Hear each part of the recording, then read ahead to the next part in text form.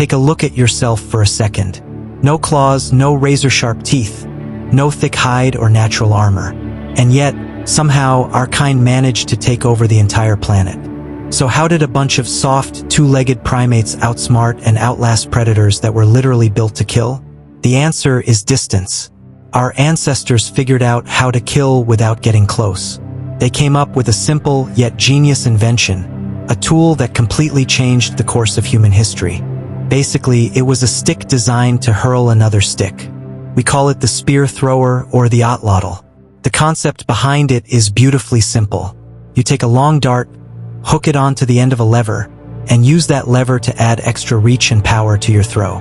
That extra leverage multiplies your arm's force, sending the dart screaming through the air at unbelievable speeds. For tens of thousands of years, this thing defined what it meant to hunt.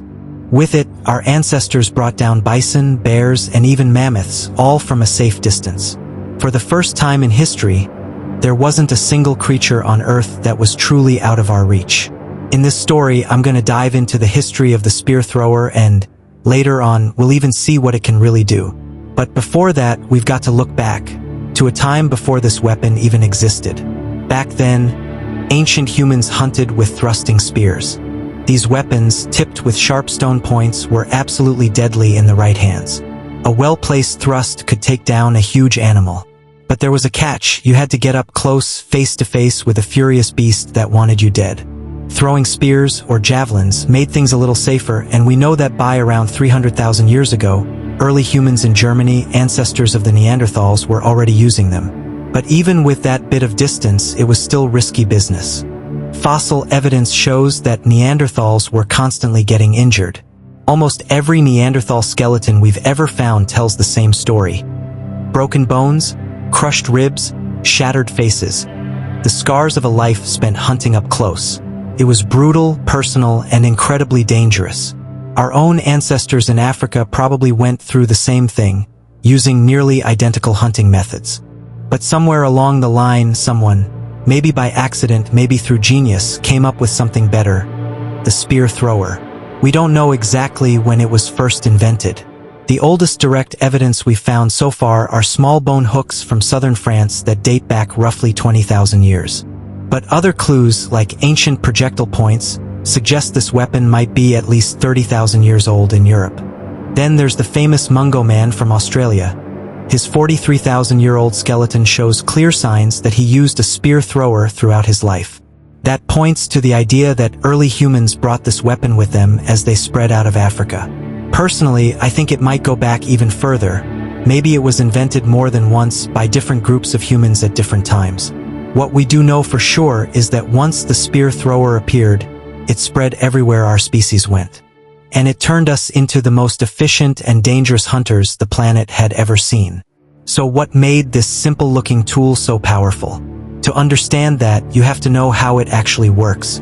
When you throw something by hand, your arm can only move so fast. Your shoulder and elbow act like a short lever, and as soon as your arm straightens, the spear leaves your grip, limiting how much speed you can build before release. The spear thrower changes that completely. It's basically like one of those dog ball launchers, a longer lever that extends your arm. Even though your arm speed doesn't increase, the extra length of that lever amplifies the motion at the tip, launching the dart at much higher velocity. That extra speed makes all the difference. As the saying goes, speed kills. Prey animals have lightning-fast reflexes.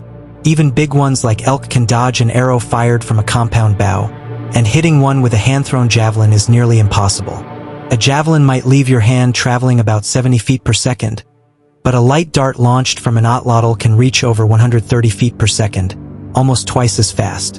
And since kinetic energy rises with the square of speed, that means the dart can strike with up to 4 times the impact of a hand-thrown spear. Another huge advantage of the spear thrower is accuracy. When you throw a dart, it compresses under the sudden burst of acceleration and then flexes back as it flies, kind of like a spring. When the dart leaves the thrower, it ripples. A wave-like motion travels down its shaft, making it wobble gracefully through the air. That little vibration actually stabilizes the dart as it flies, and honestly, it looks incredible when you watch it in slow motion. If the dart's too stiff, though, it flies wild and unpredictable. too flexible, and it shakes itself apart midair. Through years of trial and error, ancient hunters figured out that perfect middle ground, the balance between stiffness and flex that made their throws deadly accurate. That combination of speed and precision also gave the weapon something else: real range. And distance wasn't its only strength. Another huge advantage of the spear thrower is that you can use it from behind cover. You don't have to stand out in the open to take your shot. That's a massive deal when you're trying to ambush prey or stay alive while hunting something that can crush you. Then there's the issue of ammunition. The spear thrower really shines here, too. You can carry 20, maybe even 30 lightweight darts without much trouble, while lugging around more than a couple of heavy throwing spears gets tiring fast. The darts themselves are simple to make. Just thin, flexible sticks, and you don't even need fancy fletching if you don't want it. That simplicity meant a hunter could head out with a full set of projectiles ready to go. And if you were going after something massive like a bison or a mammoth, having extra ammo could mean the difference between dinner and disaster. Imagine a whole hunting party launching volleys of darts together. The confusion alone would send any animal into panic. But the real killer was precision, repeated strikes to the vitals, all from a safe distance. That's what made the spear thrower such a game changer. It's what helped our ancestors thrive during the last ice age, and honestly probably pushed a few species into extinction along the way.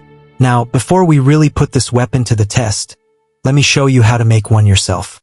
It's surprisingly simple. First, find a sturdy branch, something with a little flex to it, about the length of your forearm or longer. Cut it, trim it down, and shape a small hook at the end. Just like that, you've got your basic thrower. For the dart, the easiest modern method is to grab a long, flexible wooden dowel from a hardware store. Drill a shallow divot at the back, then add some quick duct tape fletching for stability. And there you have it, your own homemade dart. Alright, now it's time to see what this thing can really do. I wanted to compare how far I could throw using the spear thrower versus a standard javelin. So, I started with the javelin first just to set a baseline. Keep in mind, I'm no expert at either of these. I'm just testing this as a regular guy. My first javelin throw landed about 66 feet, or 22 yards. Not bad, but not amazing either. Then I switched over to the spear thrower setup. A longer lever and a lighter dart with sleek fletching. I wound up and let it fly. When I checked with the rangefinder, it read 65 yards, that's about 195 feet. For anyone using metric, that's roughly twice the distance of the hand-thrown javelin. That lines up pretty well with what archaeologists estimate. A spear thrower can easily double, sometimes even triple, the range of a hand-thrown spear. Next, I wanted to see how these weapons actually perform on impact. So I set up a block of ballistic gel and lined up 3 projectiles. 1 a heavy javelin with a big stone point. 2 an Atlatl dart tipped with obsidian. 3 a small arrow with a chert point. I decided to shoot from fairly close range. I didn't want to risk missing and snapping one of the points. First up was the javelin. I threw and it hit true. The point sank deep, right into where the lungs would be. It might have clipped a rib on the way in, but it still drove home cleanly. That shot would have dropped a deer for sure. You could already see where blood would have started to pour out. Next came the Atlatl dart with the obsidian tip. I threw and it hit, though a little off target. The impact was solid, but unfortunately the fragile obsidian point shattered when it struck. Still, it showed just how much force that dart carried. Finally, I tested the smaller arrow with a flint point.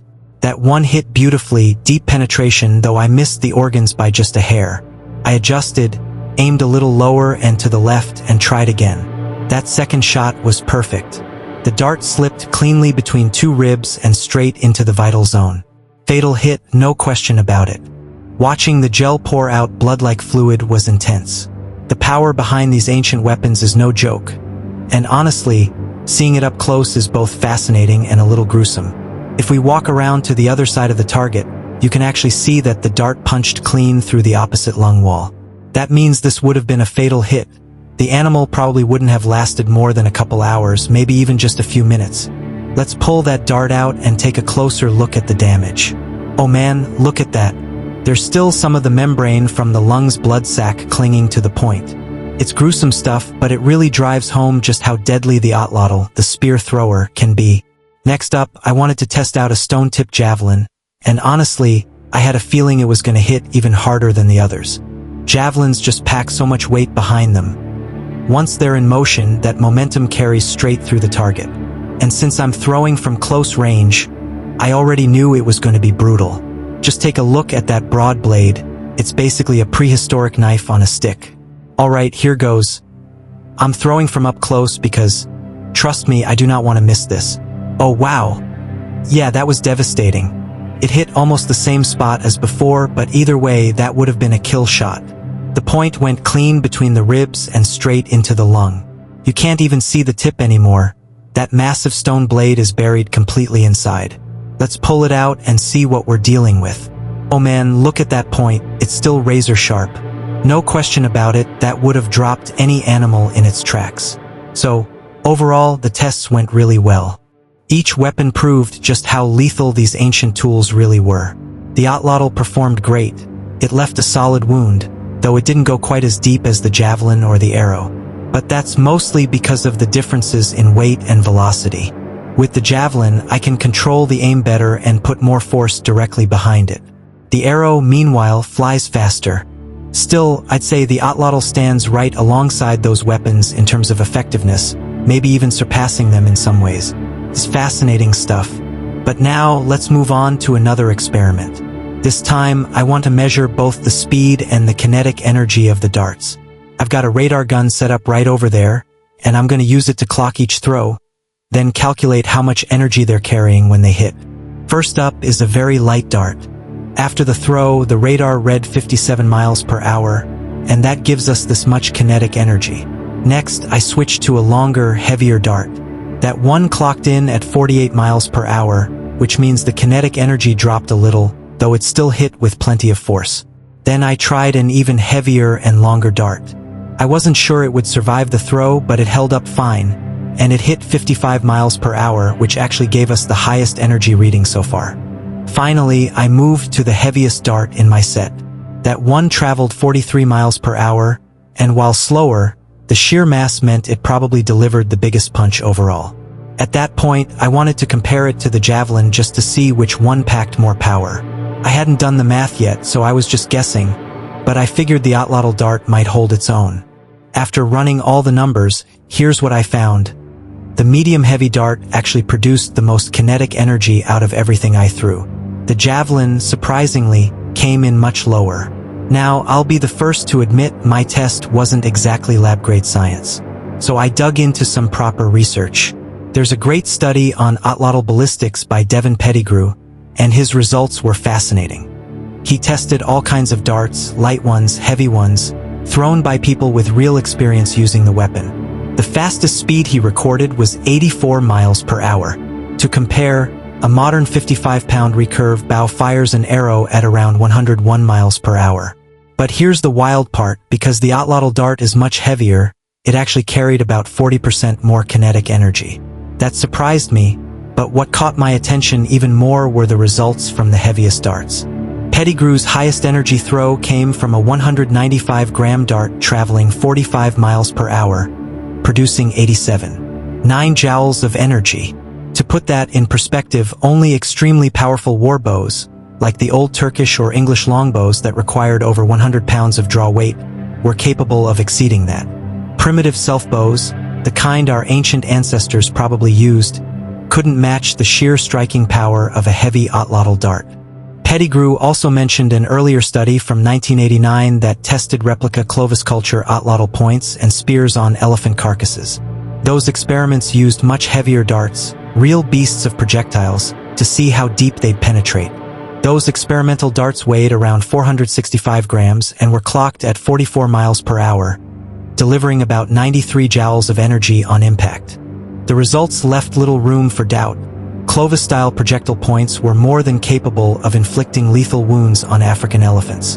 That evidence strongly supports the idea that early Paleo-Indians used these same weapons to hunt mammoths. This research really showed just how adaptable the spear thrower is. Lightweight darts could be launched almost as fast as arrows from a bow, while heavier darts packed a ton of energy, enough to take down some of the biggest animals that ever walked the earth. But, of course, all that power doesn't mean much if you can't actually get a clean shot on your prey. So, the next big question I had was, how well does the spear thrower work from concealment? To find out, I set up a test to compare it directly with a javelin. I crouched down behind some cover. Let's imagine a wild horse grazing out there in the distance, and tried throwing the javelin while staying completely low without standing up. Yeah, that didn't go great. I managed to toss it a decent distance, but not nearly enough power to be lethal. That horse would have bolted long before the spear ever got close. So I tried again, this time ducking lower into the brush so I was really hidden, then popping up just enough to throw from a standing position. No run up, no body momentum, just a quick toss. That throw could have hit an animal, sure, but the power just wasn't there. So next, I grabbed the spear thrower to see if it fared any better. Back in position, crouched down, I launched the dart and immediately noticed the difference. Even sitting down, with barely any motion from my body, it carried real force. You can get some extra power from rotating your hips and shoulders, but honestly, most of it comes from your arm and the leverage of the thrower itself. That shot would have easily been fatal. And if I'd been standing, popping up from cover, boom, that would have dropped the horse instantly. The spear thrower doesn't need a running start or big wind-up to be deadly. It's efficient, quiet, and powerful. Definitely a step above the javelin when it comes to hunting from concealment. Now, moving on to the final test, what happens when a spear thrower meets a ballistics gel head? Let's find out. But before we get to that, I want to talk a little more about the history behind this incredible weapon. Some of the oldest clues actually come from the rib bone of a Neanderthal. In Shanidar Cave in Iraq, archaeologists uncovered a Neanderthal skeleton with a rib that showed clear evidence of being struck by a stone-tipped spear. To figure out what caused that injury, researchers recreated both types of weapons, the heavy, close-range Neanderthal thrusting spear and the lighter dart used with a spear thrower, then tested them. The thrusting spears crushed several ribs on impact, while the lighter Atlatl darts typically struck just one rib, leaving long, narrow cuts exactly like those found on the Shanidar specimen. That led researchers to suggest that this Neanderthal may have been wounded by a spear thrower, which is fascinating because this weapon is closely tied to our species, Homo sapiens. If that's true, it could mean that early humans and Neanderthals had violent encounters tens of thousands of years ago. It's not ironclad proof, but it's compelling, and at roughly 45,000 years old, that rib injury represents the earliest known evidence of a spear thrower in use. Fast forward several thousand years, and our species had spread across the globe, taking this weapon with us wherever we went. In Europe, ancient cultures became absolutely fascinated with spear throwers. They didn't just make them functional, they turned them into works of art. Hunters carved hooks out of bone, antler, and ivory, some so ornate that they featured animal figures like mammoths, bison, and deer. One of the most famous examples shows an elegant ibex gazing at a small bird perched on its tail, a tiny masterpiece of Ice Age craftsmanship. Archaeologists have even found bone rings that likely served as finger loops for better control, showing just how refined these Upper Paleolithic weapons had become. Meanwhile, on the other side of the world, the woomera, that's the Aboriginal Australian term for the spear thrower, dates back over 10,000 years. As I mentioned earlier, the remains of Mungo Man show signs that he probably used a woomera throughout his life. That discovery strongly suggests that this technology reached Australia along with the very first humans to settle there. Proof that the spear thrower wasn't just a European invention, but a global one, shared and perfected by many early cultures. When Europeans eventually arrived in Australia, they found the woomera in use across nearly the entire continent. It wasn't just a weapon, it was a true multi-tool. The woomera is probably the most creative and versatile adaptation of the spear thrower ever made. It was often carved into a hollow, slightly concave shape, which made it handy for all kinds of things. Aboriginal people used it to carry their belongings, and sometimes even as a makeshift water scoop or drinking vessel. At the tip of the handle, there was usually a ball of Spinifex resin, a natural, incredibly strong glue that hardened like amber when cooled. This resin not only gave the user a better grip on the weapon, but it also meant they always had a bit of adhesive ready to go when needed. Some woomeras even included a stone flake embedded in the handle, effectively turning the weapon into a knife. That little edge could be used for butchering animals, carving wood, or scraping hides. The more you look at it, the more you realize how ingenious this design really was. A single tool that could hunt, cut, carry, and craft. Now, let's cross the ocean to another part of the world that absolutely loved this weapon, the Americas. Some of the earliest widespread cultures in North America almost certainly used spear throwers. It's widely believed that both the Clovis and Folsom cultures relied on them, and we know for a fact that many later Archaic period Native American groups did as well. In fact, evidence suggests that the spear thrower was used all across the continent until around 2,000 years ago. Archaeologists can tell this because the stone points left behind by those cultures were far too large to have been shot from bows. They were perfectly sized for darts. And we've even found the weapons themselves. Some of the best preserved examples come from the basket maker cultures of the American Southwest. These atlatls were discovered in dry caves and feature finger loops, a design strikingly similar to those used by Ice Age hunters in Europe thousands of years earlier. Over time, the bow began to replace the spear thrower in many parts of the Americas. It was easier to use, more compact, and offered faster follow-up shots. But in certain regions, especially in Mesoamerica, the atlatl never lost its prestige. The Aztecs, in particular, held the atlatl in very high regard. In fact, the word atlatl itself comes directly from Nahuatl, the Aztec language. Interestingly, it's still spoken today by about 1.7 million people, and they'll tell you right away that most of us pronounce it wrong. A lot of English speakers say Atlatl or Atlatl, but in Nahuatl, the final L isn't its own syllable, so the correct pronunciation is more like Atlatl, not perfect, but much closer to how it should sound. Of course, you can say it however you like, but personally, I think respecting the language and its roots makes it even more meaningful. For the Aztecs, the Atlatl wasn't just a practical tool. It was a symbol of warfare, discipline, and noble status. While their bows were relatively low power and often used by hunters, the Atlatl could hurl heavy darts powerful enough to pierce the quilted cotton armor worn by wealthy warriors. Because of that, the Atlatl came to represent professional, organized combat, a weapon of the elite. The bow, on the other hand, was seen as a primitive tool used by the semi-nomadic tribes of northern Mexico. Aztec gods themselves were often depicted wielding atlatls, underscoring their divine connection to war and power. When Aztec warriors went into battle, they typically carried 3 to 5 darts. They'd launch them in volleys before charging in with their macuahuitl, that iconic wooden sword lined with sharp obsidian blades. We even have vivid Spanish accounts describing the weapon in action. During the siege of Tenochtitlan, Hernán Cortés and his men found themselves under relentless attack. As they tried to cross the causeways leading into the Great Lake City, they were bombarded by waves of arrows and light spears. One chronicler described it like this: "The Mexica hurled their javelins with such fury that it seemed as if a blanket of yellow reeds had been thrown over the Spaniards." What the Spanish called javelins, of course, were actually atlatl darts, weapons completely new to European eyes and far deadlier than they realized. Another important eyewitness account comes from Bernal Diaz del Castillo, one of Cortez's own men. He wrote that when the Aztec attack began, a real shower of arrows and stones poured down upon us.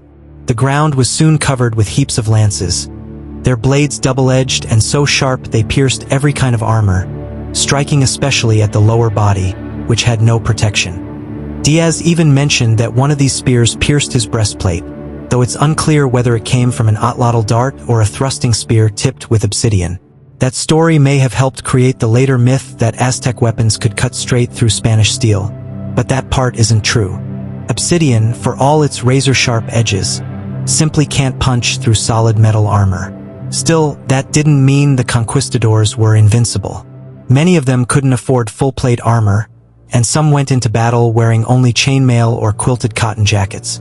Others wore metal breastplates but had their arms and legs covered in softer fabric or mail.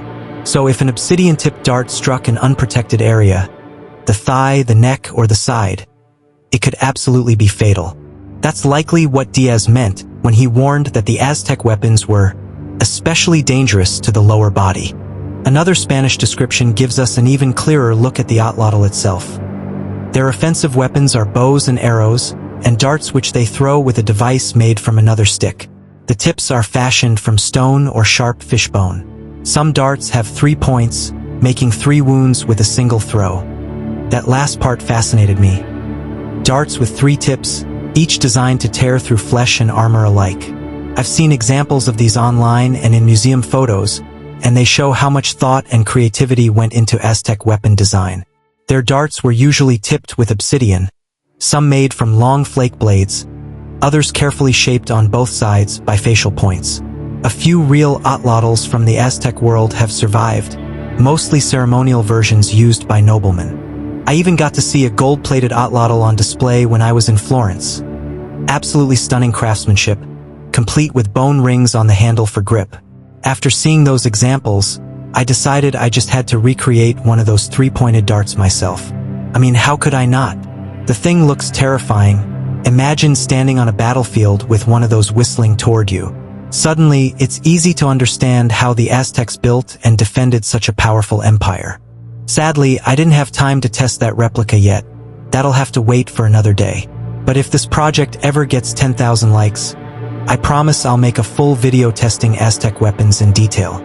The Aztec Atlatl was a truly remarkable weapon, one of the rare cases where the spear thrower survived even after most other cultures had moved on to the bow and arrow. Now, the bow definitely had its advantages. It could fire arrows nearly twice as fast as a dart from an Atlatl, and you could shoot it from complete concealment. That made it far more practical for hunting, especially in dense forests or when stalking smaller prey. Arrows were also light, easy to carry in large numbers, and incredibly portable. In warfare, that gave archers the edge in both range and rapid fire. But the bow wasn't perfect either. Crafting a good bow took real skill and experience. It wasn't something you could just improvise out in the wild. And because arrows were lighter, they needed smaller, more delicate points that didn't hit as hard as a heavy dart. Even with those drawbacks, the bow's overall advantages eventually made it the dominant weapon almost everywhere. Almost, but not quite. In the Arctic, the spear thrower endured, used by Inuit hunters to launch heavy harpoons into seals and whales. And in Australia, the woomera remained a vital part of Aboriginal culture for thousands of years.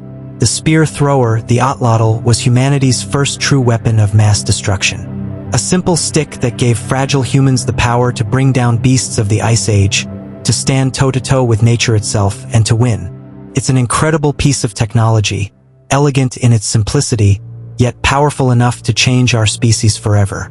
Every time I use one, I can't help but feel a strange connection to the people who came before us, to those early hunters who first learned that with a bit of leverage and a lot of courage, even the weakest among us could strike from a distance and survive.